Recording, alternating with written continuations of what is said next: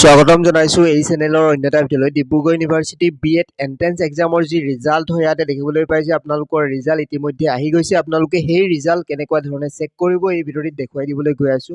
আপোনালোকে যদি আমাৰ চেনেলত প্ৰথমবাৰৰ বাবে ভিজিট কৰিছে তেনেহলে চেনেলটি সাবস্ক্ৰাইব কৰি কাষৰ যিটো বেল আইকন আছে প্ৰেছ কৰিবলৈ নাপাহৰিব।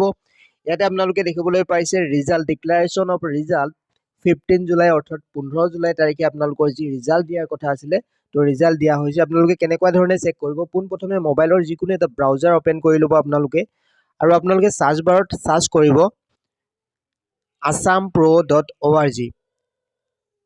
assampro.org সাৰ্চ কৰাৰ লগে লগে এনেকুৱা ধৰণে ৱেবছাইটটো ওপৰতে আহিব আৰু ওপৰৰ যিটো ৱেবছাইটৰ লিংক আপোনালোকে দেখিবলৈ পাইছে assampro.org, তাত আপোনালোকে ক্লিক কৰি ৱেবছাইটটোত সোমাব আৰু ওপৰতে আপোনালোকে এনেকুৱা ধৰণে দেখিবলৈ পাব ৱেবছাইটৰ হোম পেজখন। অলপ যদি স্ক্ৰল ডাউন কৰি ইয়াতে ৰিজাল্টৰ সেকশনলৈ যাব, অলপ স্ক্ৰল ডাউন কৰি আৰু Dibrugarh university B Ed CET result আৰু 2026 এই লিংকতে আপোনালোকে ক্লিক কৰিব ওপৰতে ৰিজাল্টৰ সেকশনত।